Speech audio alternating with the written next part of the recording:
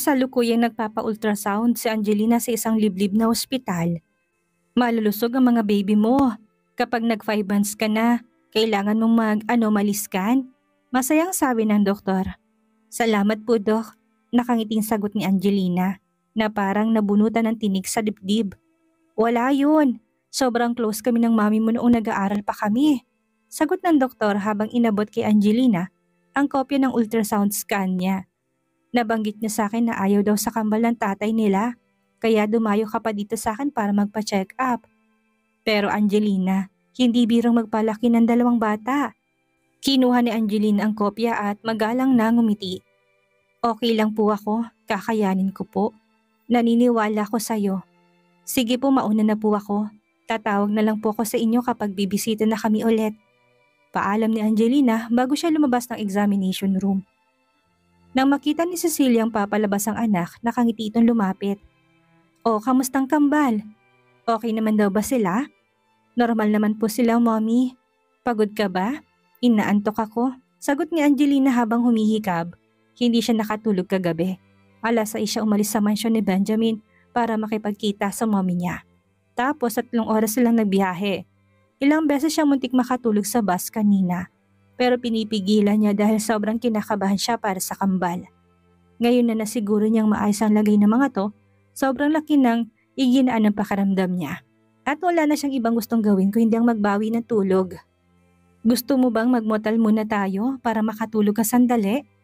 Nang makita ni Cecilia na sobrang bagsak ng mga mata ng anak, hindi siya mapalagay. Umiling si Angelina at sumagot. Wag na po, 3 oras pang biyahin natin kaya mas maganda kung umuwi na tayo ngayon. O sige, pero kumain na muna tayo. Buong araw ka nang wala pang kinakain. Hindi ka ba nagugutom? Tanong ni Cecilia pagkatapos hinawakan niyang kamay ni Angelina at naglakad sila papalabas ng building. Nagugutom po ako. Sagot ni Angelina habang hinihimas ang tiyan niya. Mommy, parang sobrang laki ng pinagbago ng katawan ko. Dati parang normal lang. Pero ngayon tignan mo, tumitigas na siya. Kinuha ni Angelina ang kamay ng mommy niya at pinahawak ang tiyan niya. Wala pa yan, mas lalaki titigas pa yan habang palapit ka ng palapit sa kabuanan mo. Nakangiting sabi ni Cecilia at nagbuntong hininga. Ang bilis ng panahon, 4 na buwan na sila. 'Di ba? Hindi natin mamamalayan manganganak na ako. Magkahalong excitement at takot ang nararamdaman ni Angelina. Yung divorce mo kay Benjamin, kamusta na? Umiling si Angelina. Sobrang tigas ng ulo niya. Habang mas kinukulit ko siya makipag-divorce, mas ayaw niya. Kaya hindi ko na binabanggit sa kanya. Kung ganun, kailangan na pala namin magkita, sagot ni Cecilia. Ha?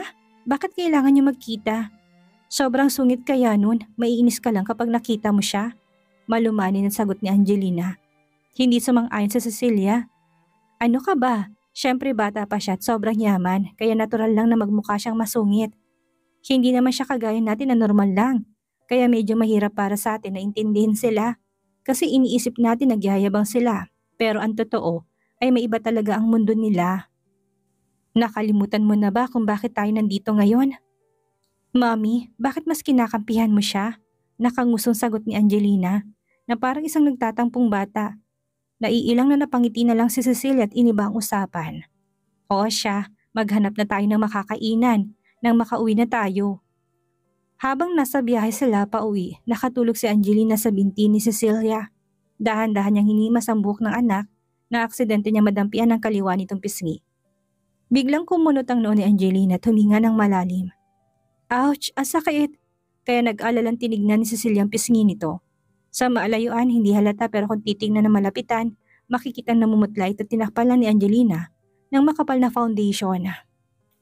Anong nangyari sa pisngi mo, Angelina? Mangiyak-ngiyak na sabi ni Cecilia na siyang gumising kay Angelina. Dumilat si Angelina at nagtanong, Bakit mommy? Muling hinawakan ni Cecilia ang pisngi niya at muling napakunot ng noo si Angelina sa sakit. Anong nangyari sa mukha mo? Sinong sumampal sa'yo? Sinasaktan ka ba ni Benjamin? Biglang bumigat ang pakiramdam ni Cecilia. Hindi po, nakipagtalo ako sa mommy niya kagabi. Gusto ko lang sanang gamitin ng mommy niya para makumbinsi si Benjamin na makipag-divorce sa akin. Pero hindi maganda yung nangyari. Kwento ni Angelina na parang hindi siya apektado. Nababaliw ka na ba? Dahil lang sa gusto mong makipag-divorce? Kung ano-ano nang naisip mo. Pagalit ni Cecilia. Pero bilang ina lamang ang pag-aalala sa kanya para sa anak. Bakit hindi mo pinagamot yan kanina? Nasa ospital na tayo eh. Mami, nakalimutan niyo po bang buntis ako? Siyempre, ayaw ko pong basta-bastang uminom ng gamot. Gagaling din po yan. Medyo kailangan ko lang takpan yung makeup ko sa ngayon. Pero ilang araw lang naman siguro. Hay, ikaw talagang bata ka. O siya, matulog ka pa. Tinapik ni Cecilia ang binti niya para sabihin kay Angelina na humiga ulit. Umiling si Angelina at sinabing, okay na po ako, hindi na po ako inaantok. Magpo-phone na lang po muna ako. Pagkabukas niya ng kanyang phone, bumungad kaagad sa kanyang missed call ni Mrs. Bustamante. Gusto niya sanang tawagan ito para itanong kung anong nangyari, pero masyadong maingay kaya naisip niya na kakausapin niya na lang ito pag-uwi. Nagpatuloy siya sa pag-scroll hanggang sa biglang nag-pop up ang headline mula sa isa sa mga news app na naka-download sa kanyang phone. Clarence Ilagan carried out of casino in the dead of the night, suspected of owing a loan shark money. Huminga ng malalim si Angelina at kinlik ang headline. Tumambad sa kanyang pictures mula sa nangyari kagabi. May isa na kinakaladkad si Clarence palabas ng casino at yung isa naman ay nung sinusugod ito sa ospital. Sa parehong pictures, nahagi parehas si Adora. Medyo matagal na noong huling beses na makita ni Angelina ang kapatid niya. Pero napansin niya na medyo mas elegante na itong magdamit ngayon kumpara dati. Sa tingin niya, kung hindi siguro natalot na sangkot sa gulo si Clarence, mukhang iba pang mangyayari sana sa gabing iyon. Clinose ni Angelina ang kanyang news app at binuksan naman ang kanyang messages. May isang text mula kay Teresa. Angelina, alam mo bang muntik na may mangyari sa amin ni Howard Cliff kagabi? Hay naku, ang corny lang kasi bigla ako nagkaroon. Halos lumuwa ang mga mata ni Angelina sa sobrang gulat at dali-dali siyang nag-reply. Angelina, bakit parang ang bilis naman ata? Teresa, grabe ka naman, ganito kasi yan. Nakainom kami parehas kagabi. Kung nakita mo lang yung itsura niya nung nakita niya yung dugo ko, inis na inis siya. Pero ibinili niya pa rin ako ng napkin. Ha? Wala bang libre sa room na pinag-checkan niyo? Hindi kami nag-check-in. Doon kami sa apartment niya. Hindi ako nakakalimot sa mission ko na i-date siya para malaman ko mga sekreto niya. Pero syempre, kailangan ko rin subukan ng galing niya sa kama, no? Okay. Yung asawa mo, kamusta naman sa kama ha? Biglang uminit ang pakiramdam ni Angelina sa tanong ni Teresa. Kaya bigla niyang binagong usapan. Uy, madededbat na ako. Magcha-charge lang ako. Sus, imposibleng wala pang nangyari sa inyo. Kilala kita, no? Hindi na alam ni Angelina kung anong isasagot niya at sa sobrang hiya niya ay hindi na siya nag-reply kay Teresa. At nagmamadaling ipinasok ang phone niya sa loob ng kanyang bag. Makalipas ang 3 oras, nakabalik na sila sa wakas sa Avonsville. Hinatid muna ni Angelina ang mommy niya. May hawak na malaking bag na puno ng grocery sa isang kamay at bag na puno ng prutas naman sa kabila. Si Cecilia kaya binigyan niya kay Angelina ng susi para tulungan siyang magbukas ng pintuan. Pagkabukas niya ng pinto, tumambad kay Angelina isang pamilyar na lalaki na nakaupo sa couch. Sa sobrang gulat ni Angelina, napaatras siya. Maging si Cecilia nagulat din. Kung hindi niya lang siguro nakita ang mga picture ni Benjamin sa picture. Walang pagdadalawang isip siyang tatawag ng mga pulis. Nang makita ang reaksyon ng mag-ina, lumapit ang bodyguard sa kanila at hinila si Angelina papasok. Pagkatapos kinuha nitong mga bag na hawak ni Cecilia at dinalang mga to sa kusina. Hindi alam ni Cecilia kung paano siya magre-react. Gusto niya sanang magpasalamat pero hindi niya alam kung paano. Huminga ng malalim si Angelina at nang maramdaman niyang medyo mas kalmado na siya ay may bakas ng inis. Anong ginagawa mo dito? Lumapit siya at nagpatuloy. Bahay to ng mami ko. Anong ginagawa mo dito? Bigla siyang kinilabutan. Hindi niya inaasahan na ganun kabilis na mahanap ni Benjamin ang detalye ng mommy niya. At hindi lang yon, talagang nakapasok pa ito sa loob. Mukhang wala talaga itong pakialam sa privacy niya. Nang maramdaman ni Benjamin na natatakot si Angelina, kalmado siyang sumagot. Nandito ako para sa'yo. Sapat na mga salitang binitawan ni Benjamin para lumambot ang puso niya.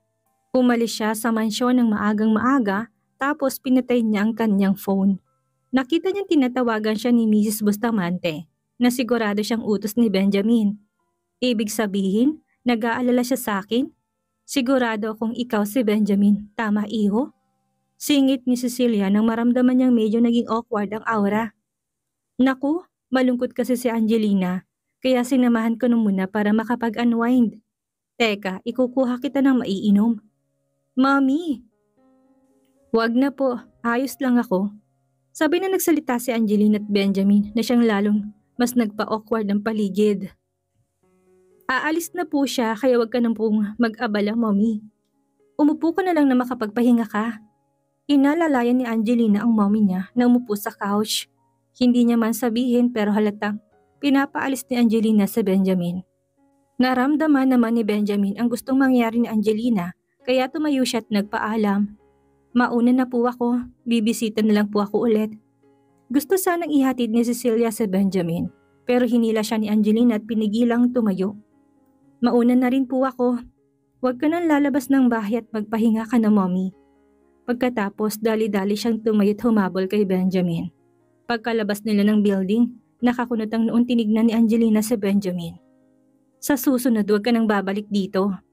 Hindi na nagugustuhan ni Benjamin ang ginagawa sa kanya ni Angelina at pakaramdam niya sinusubukan talaga nitong pasensya niya. Hindi mo naman kailangan magpanggap na nag-aalala ka sa akin kasi kung talagang nag-aalala ka, i-divorce mo na lang ako. Pagpapatuloy ni Angelina. Pagkatapos magsalita, tumalikod siya at naglakad palayo. Hindi na nabigyan ng pagkakataon si Benjamin na makapagsalita at wala na siyang nagawa.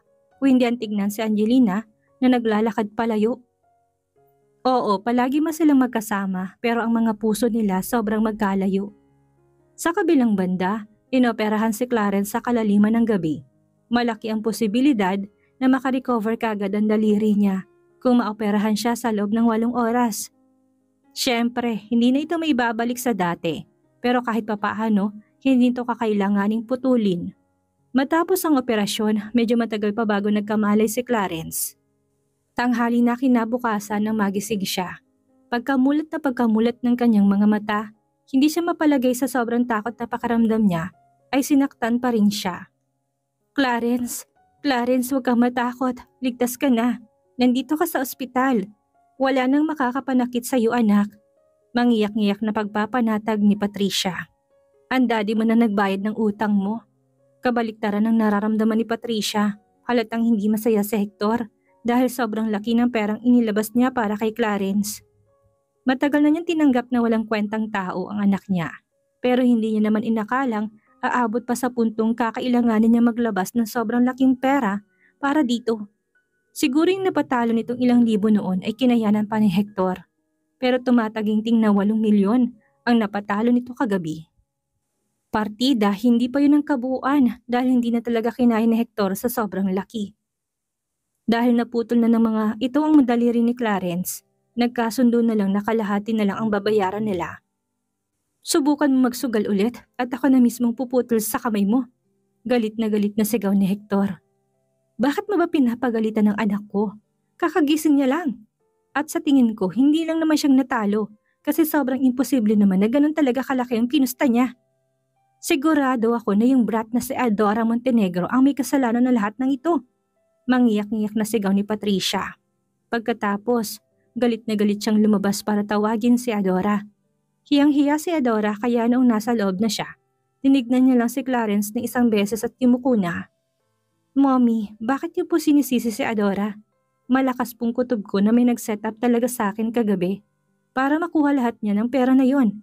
Halatang mahina pa si Clarence base sa tono ng boses niya. Pero kumpara ng mga unang minuto, matapos niyang dumilat, medyo mas nahimasmasa na siya ngayon. Si Uncle Benjamin, wala namang ibang gagawin nito kung hindi siya. Sigurado ako na nung nalaman niyang naging kamino ni Angelina, hindi niya matanggap at gusto niya akong ipapatay. Oo, ako rin. Sigurado ako na uncle mo may kagagawa nito. Wala naman talaga siyang pakialam sa'yo ng tatay mo. Hindi na mapigilan ni Patricia ang kanyang emosyon at iyak na siya ng iyak. May problema talaga yung Benjamin na yan sa pag-iisip. Hindi siya normal kaya talagang hindi natin siya pwedeng binabangga. Galit na hinawi ni Hector si Olivia at sumigaw. Ano ba yung mga pinagsasabi niyo? Hindi na kayo nahiya talagang sa harap pa kayo ng ibang tao. Hindi kami ganun ka-close ni Benjamin dahil malayo mga edad namin. Kung hindi sana lalamya-lamya yung anak mo, hindi naman yan pag-iinitan ni Benjamin eh. Baka nga magustuhan pa siya. Kung ako ang tatanungin, nandyan sa magaling mong anak talagang problema. Sobrang sakit niyo sa ulo mag-ina kayo. Pagkatapos magsalita, galit na galit siyang lumabas. Noong puntong iyon, hindi na napigilan ni Patricia at tuluyan na siyang humagulhol. Samantalang si Clarence naman ay pakiramdam niya'y sasabog ng utak niya sa sobrang gulo ng mga nangyayari. Mommy, huwag ka nang umiyak. Kasalanan ko pong lahat ng ito. Opo, wala talaga akong kwentang anak. Bakit po ba kasi niligtas niyo pa ako? Sana hinayaan niyo na lang ako mamatay. Hinawakan ni Adora ang kamay ni Clarence at sinabi, Clarence, ano bang pinagsasabi mo dyan? Huwag ka nga magsalita ng ganyan. Hindi ka man kasing business-minded kagaya ng uncle mo. Para sa akin mas magaling ka pa rin sa kanya. Huwag ka nang mag-isip ng kung ano-ano. Magpagaling ka at sa oras na malakas ka na, saka natin isipin kung paano tayo gaganti sa kanya kapag patay na siya. Hindi na siya i-compare ng daddy mo sa'yo. Dahil sa mga sinabi ni Adora, biglang kumalma si Clarence. Maging si Patricia na humahagulhol ay bigla ring huminto.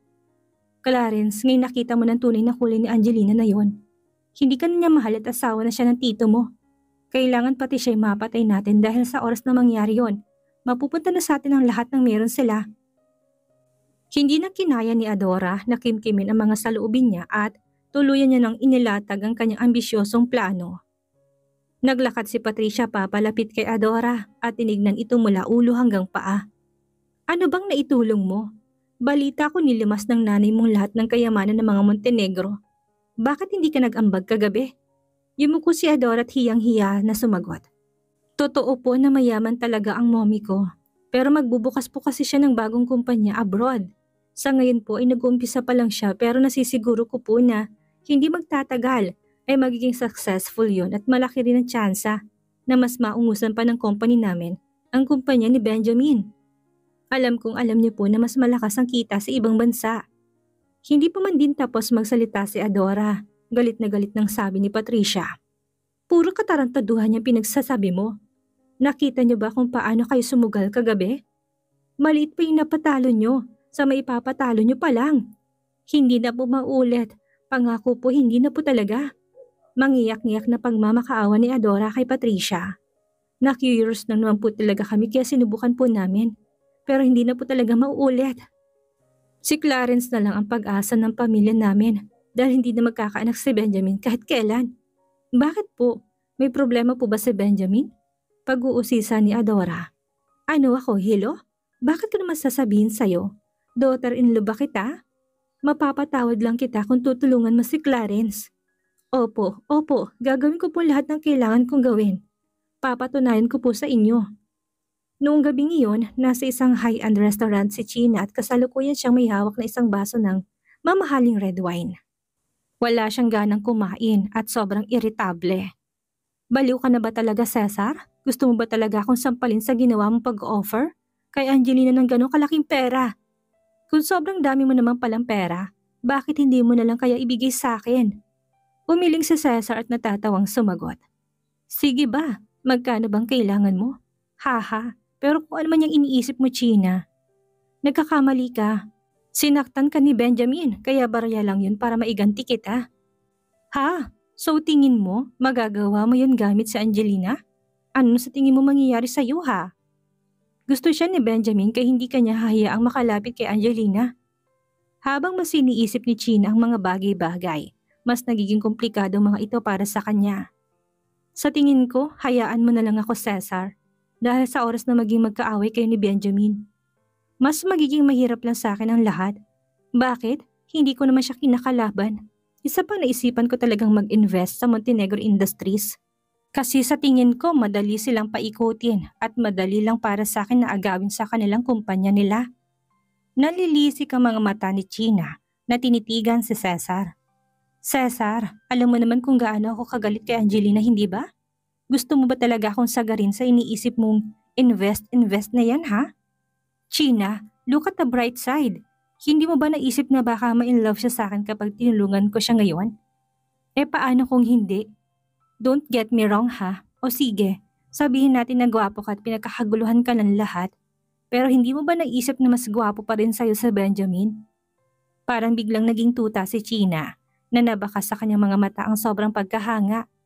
Gwapo, matipuno, matapang. Tsk, alam mo ba kung paano namatay ang tatay ni Benjamin?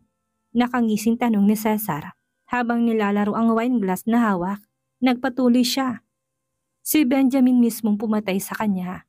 Halos malaglag ang panga ni China sa sobrang pagkagulat. Actually, hindi naman ako 100% sure. Pero siguro nasa 80 hanggang 90. Hindi ko sinasabi sa'yo noon kasi okay pa naman kami dati. At naisip ko lang naman din yung mga napala niya sa buhay at sapat na para i-compensate ang nagawa niya. Kinilabutan ng sobra si Chin at hindi niya alam kung paano ba dapat ang maging reaksyon niya. Ilang minutong lumipas na nakatitig lang kay Cesar bago niya nanginginig na kinuha ang kanyang wine glass para uminom. Oo, magaling siya sa mga bagay-bagay pero may matinding baho siyang tinatago kaya itigil-tigil mo yung pagpapantasya mo sa ganong klaseng tao. Isipin mo nga, o sige sabihin natin na magustuhan ka niya at magpakasal kayo. Hindi ka ba natatakot sa mga pwedeng mangyari sa'yo? Pagpapatuloy ni Cesar habang hinihiwang kanyang steak. Sigurado ako na may rason siya kung bakit niya nagawa yon. Hindi ako naniniwalang masama siyang tao. Bulong ni China sa sarili niya. Kung meron sa atin na mas nakakilala sa kanya, masasabi kong ako yon kasi mas matagal ko siyang nakasama kaysa sayo. Natawa na lang si Cesar sa pagka-inosente ng kapatid niya. Siya nga pala, kanina, may isang serial killer ang nahuli. 10 taon niyang tinakasan ng mga krimen niya at sa buong panahon na yon ay nabuhay siya na parang normal lang na tao. At lahat ng taong nakapaligid sa kanya ay naniniwalang mabait siya at hindi kayang gumawa ng anumang krimen. Bantay-bantayan mo yung bibig mo, Cesar, ha? Nanggigigil na sabi ni China. Basta, ayoko makinig sa'yo. Mind your own business na lang, Cesar. Alam mo namang hindi ka talaga matutuwa kapag nag-umpisa na akong kumilos. Para pabagsakin siya kaya kung wala kang sinasabing kahit na ano sa'yo eh. Huwag kang mag-alala. Kapag dumating ang araw na magising ka sa wakas dyan sa pantasya mo, sisiguraduhin kong tatanggapin ka pa rin ng pamilya natin. Pang-aasar ni Cesar. Wala akong kailangan na kahit sino. Kaya kong buhayin ang sarili ko. Mukhang nababayaran ka talaga ng maayos ni Benjamin ha? Si Cesar ang tagapagman ng mga Chavez kaya sinigurado ni China na magtatrabaho siya ng maigi para mabuhay niya ang sarili niya.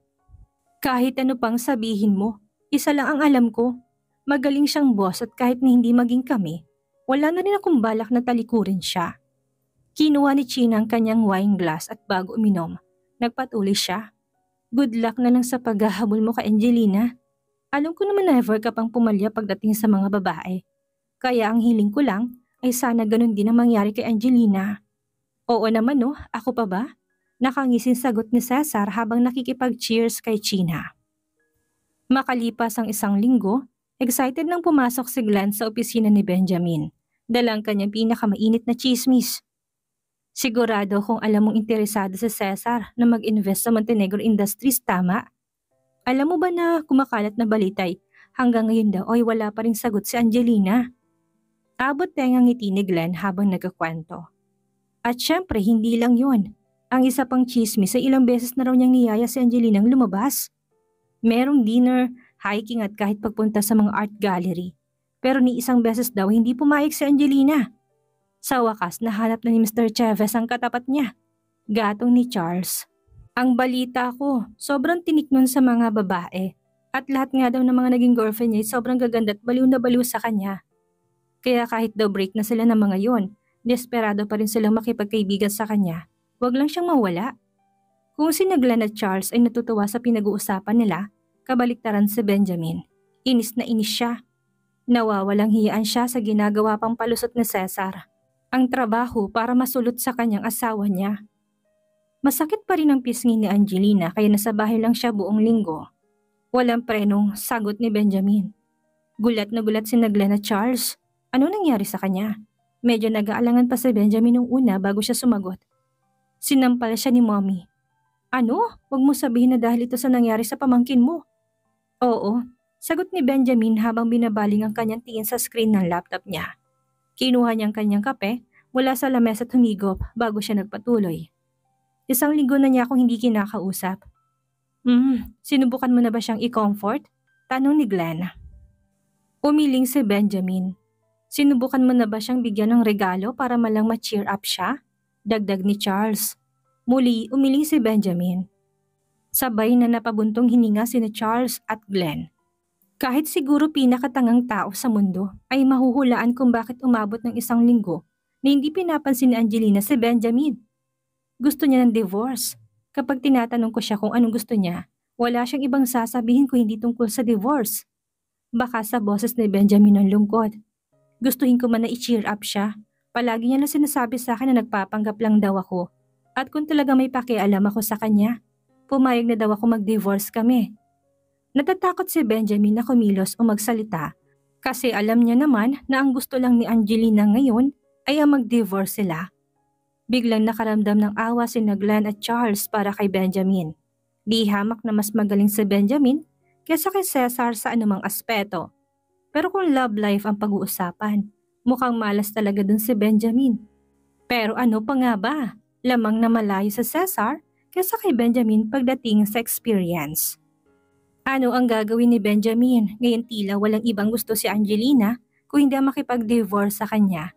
Magtagumpay kaya si Cesar na makuha ang loob ni Angelina at maisakatuparan ng plano niya?